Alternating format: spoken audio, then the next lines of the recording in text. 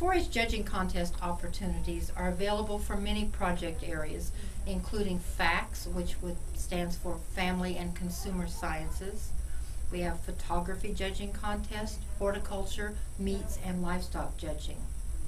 So first, we're just going to look at some general FACS judging contest information, and then later you'll be given an opportunity to learn more about specific types of judging, and then you can actually work through a judging class. I think the first thing that you need to remember about participating in a judging contest is that you are not expected to know everything about everything. Remember that judging contests are exercises in decision making, and of course decision making is one of those life skills that we teach in 4-H. In Sedgwick County, you have 3 opportunities to participate in a FACS judging contest. The first of these contests occurs during 4-H days, and then the other 2 are held on the same day during Star Review judging. To be considered for a state fair judging team, you must have participated in 2 of the 3 contests, and then also your scores must rank among the top of those contestants who participate in that particular event. Participation in a judging contest can also be used as one of the optional requirements when you're filling out your achievement pin form. So that's also another good way to use that opportunity.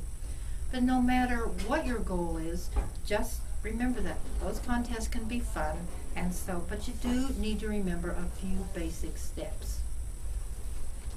Now there are 3 divisions, and those depend upon your 4-H age.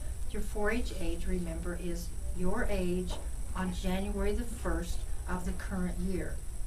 So if your 4-H age is 7 to 9, then you're in the junior division. If it's 10 to 13, then you are an intermediate, and then seniors are those 4-Hers who are 14 and older. There is no pre-registration required, but upon arriving at the contest location, then you're going to sign a registration form. And at this time, you'll receive a contestant number, and that number is the number that you will find to the left of the space where you put your name, your club, your address.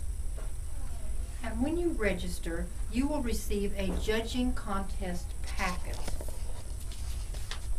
And it may look similar to this. You will fill out your contestant number, your name, and your club.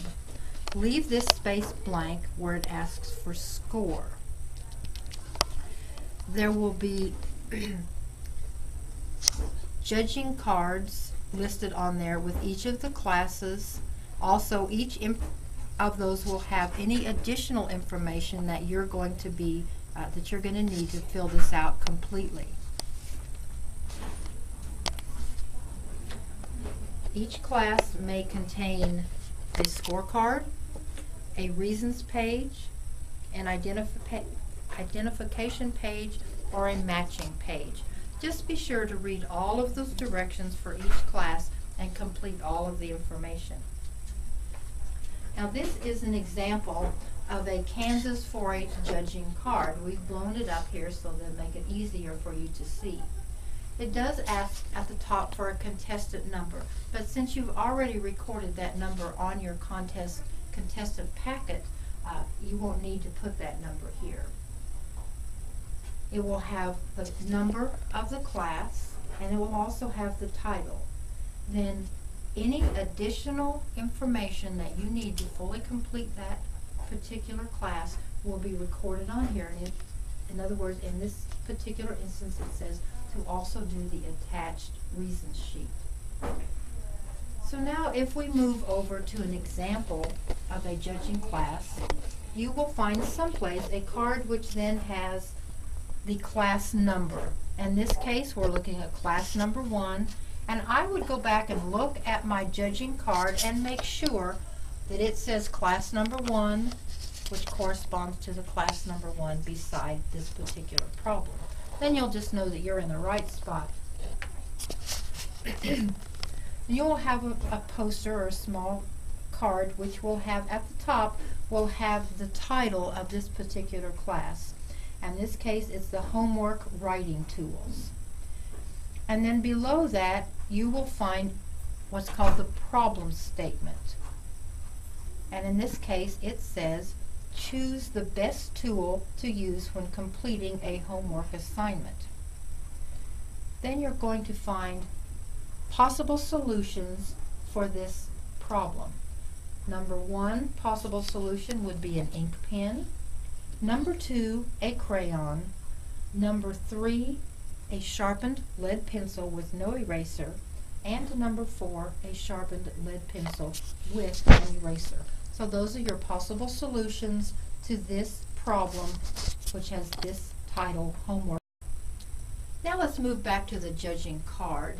And I'm going to show you a simple way that I use to help 4-Hers figure out this whole process. And what I do is I put 4 lines or 4 blanks across here. Now then I go back and I reread that problem. Choose the best tool to use when completing a homework assignment. And I would look at each of these numbers 1 through 4. An ink pen, okay, I could use that to complete my homework assignment. A crayon, yeah. A lead pencil with no eraser, I could use that. But number 4, which is my sharpened lead pencil with an eraser, is probably my best choice for completing my homework assignment. So I'm going to put that number 4 in the first blank. Alright, we've completed selecting our what we think is the best answer to this problem. So now let's go back and find the worst possible answer. The ink pen probably isn't too bad, but again it could be smeary. The crayon makes a wide mark, might be hard to read. Maybe it's hard to distinguish an A from a C. Lead pencil could work. If you make a mistake, you can't erase it, but at least you could put an X and still make a nice, clear answer.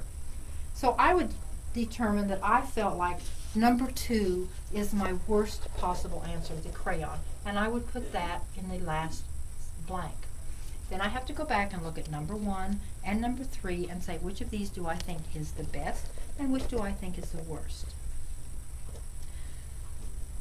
So as I looked at those, I would probably think that the lead pencil without an eraser is probably a little bit better than that ink pen, simply because an ink pen can get pretty messy looking if there's extra ink and it smears, could make your answer illegible. So I'm going to pick number 3 for my second best answer, and I'm going to pick number 1 as my third best answer. So then I have the sequence of numbers 4, 3, 1, 2. Now I'm going to look at this column of numbers on the right hand side, and I'm going to go down until I find that sequence of numbers 4, 3, 1, 2. Follow down. These start with 2, 3. Down here, here's 4, 1, 2, 3. Nope. And down here, we're going to find letter W is 4, 3, 1, 2, which is the same as what I selected. So I'm going to take and draw a circle around that answer. So now that I've done that part of this particular class 1, I'm also going to go back up, and it tells me also do the attached reasons sheet. So I flip over and find that, and again at the top it says homework writing tools. I know that I'm doing the correct one. All of the information that you'll need is here, all of the directions. The first direction says to read each statement below. If the statement is true for item 1, which is the ink pen, then you put an X in the box. If it is not true, then you leave the box blank. Is the statement true for item number 2, the crayon? If it is, you put an X in the box. If it's not, you simply leave the box empty. And then continue that process for each of the remaining items.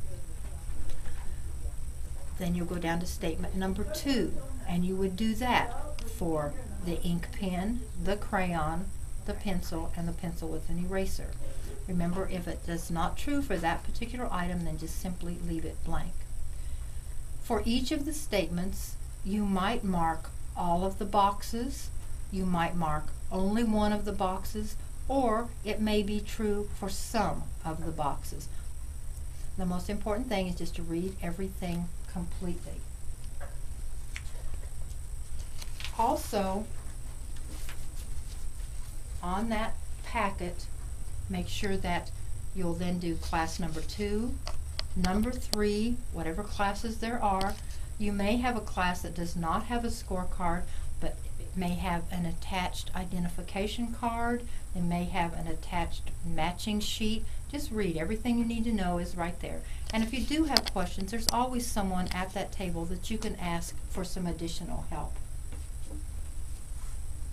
So just, I think, remember that you don't have to know everything about everything that there is. Be sure and fill out everything completely, do all of the sheets that are attached, and just have fun with it.